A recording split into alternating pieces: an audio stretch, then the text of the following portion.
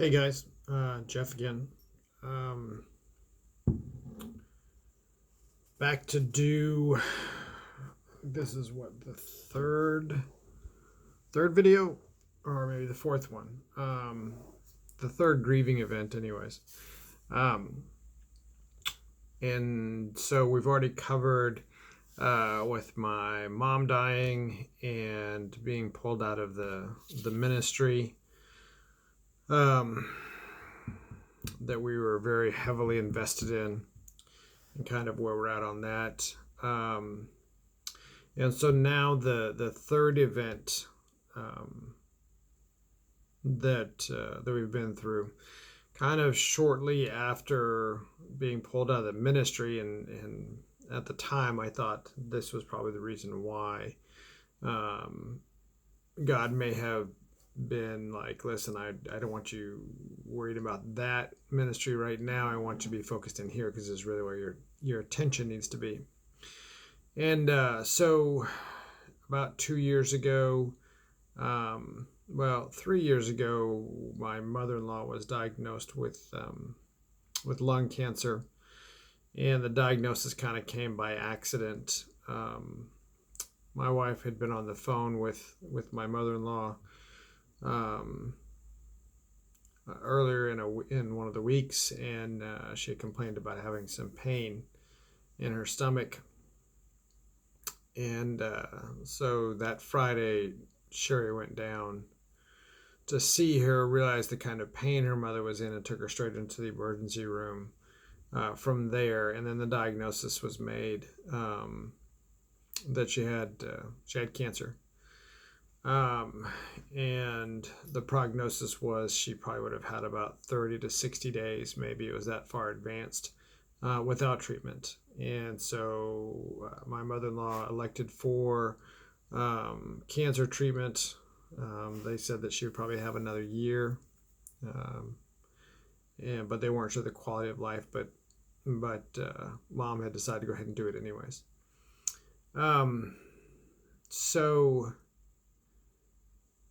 it was a whole year worth of, I think, of grieving for mom. And I say mom because she and I had a really close relationship. And we had one of those unique relationships that I don't know, maybe other people have it too, but with your mother-in-law, she and I had a relationship where we could sit down and very intelligently discuss different topics, regardless of what they were: religion, politics, how to raise kids, didn't matter. But we respected each other on such a level that I don't think, well, I don't know, maybe people do. I don't know. I just haven't heard about it or haven't seen it. But to watch the gradual decline of her health, and you look back at pictures of when, right before she got diagnosed, and then, by the time that she passed, such a drastic change for her. But so we had a year to kind of get set with the idea that mom was going to pass. That they didn't give her a real good prognosis, a real good outlook. So I think in the back of all of our minds, we all knew that the writing was on the wall for her as well. And the nice thing is that all of her family, my wife's brothers and her, all kind of really came together, and all of us really kind of rallied around the issue and really supported her. And she went to go stay with my brother-in-law, who lives, and his partner, who live in Colombia, and my wife's youngest brother came up and stayed with her. And during the summertime, Sherry was off. She was able to go and stay with her, and we all took turns. Everybody, the in-laws, everybody took turns taking her to doctor's appointments. So there was a lot of focus in, and a lot of time spent together in that last year, which really was a blessing, because it's good that everybody was able to have that time. It wasn't sudden and all of a sudden, and bam, then there's nothing. and there's no time to go back and spend with them. So it was good in a way, and I think everybody saw that and everybody understands that. But I had a year to get used to the idea that that God was gonna take her home as well.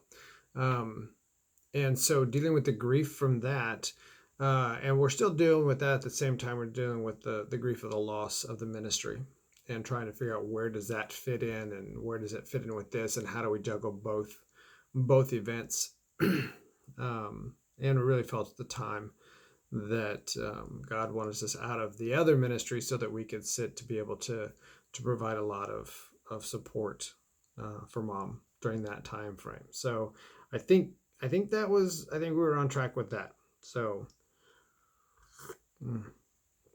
good coffee right there. Um,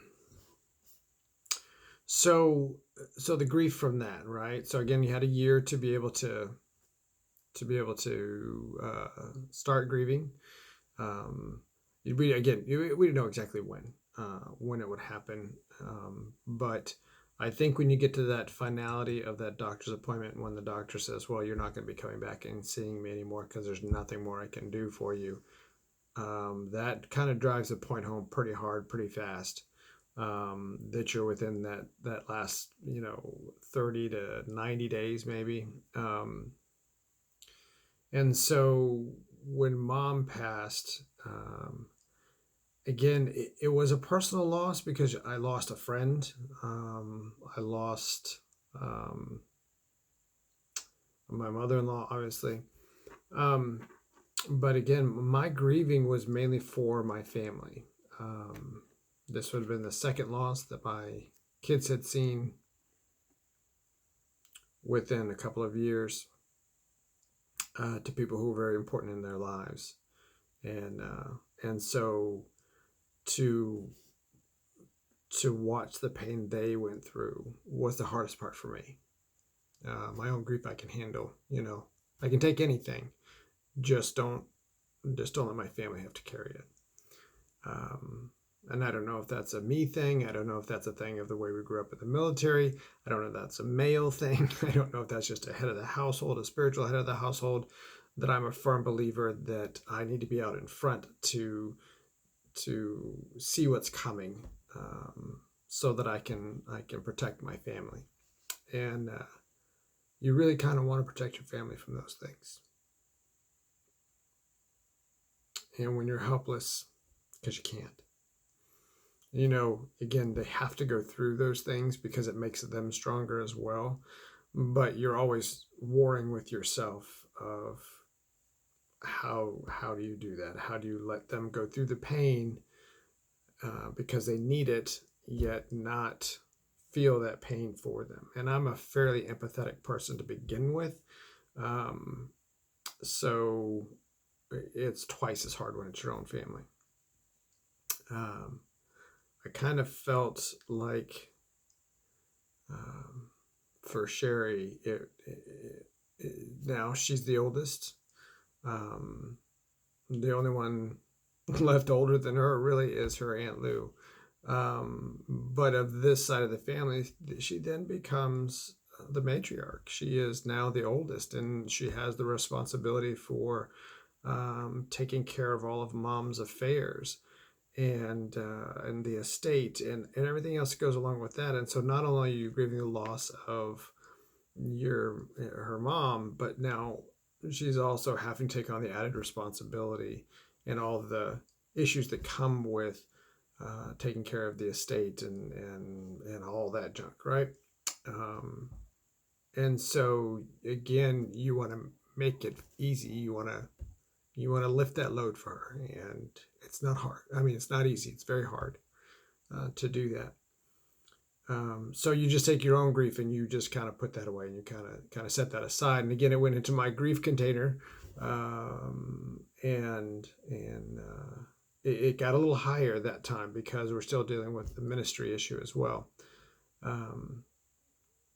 And so when we put mom's death on top of that, it didn't dissipate as fast as I would have hoped, but it still was one of those things where you're like, okay, we know we've got a long haul to get through some of this other stuff. So let's put the grief and let the grief deal be what it is and let it dissipate on its own. Not that there weren't tears shed and many times just sitting there trying to process things. Because you do realize that once your parents pass, you're it. You can't be a kid anymore. You can't fall under that covering of being somebody's kid.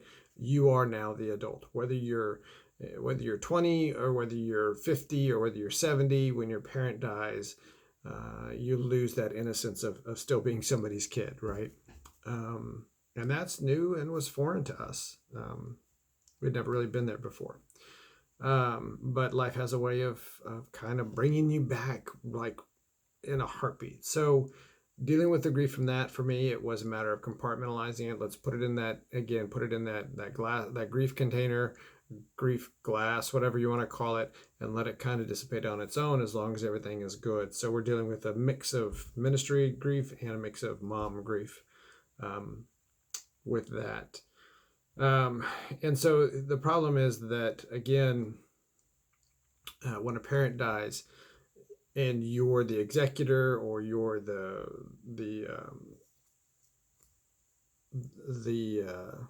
I can't think of the right word, but you're the one basically responsible for taking care of everything.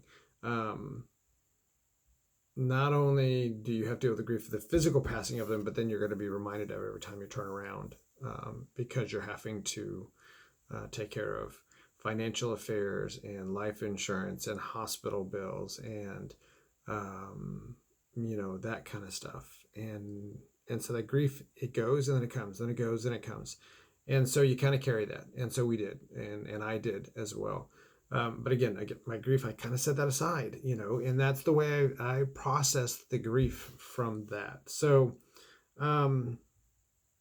yeah, I think that's for that grieving event. I think that's probably pretty close to all of that on that. So we'll come back and do, there's one more grieving event that's a lot more recent, and we'll talk about that. And then I think to bring it kind of all back around full circle about this interesting conversation I had with God, and what he impressed upon me. So, all right, thanks guys for hanging out and listening. I hope there's not a lot of repeats in it, but who knows? Again, it's raw, it's uncut, it's just me.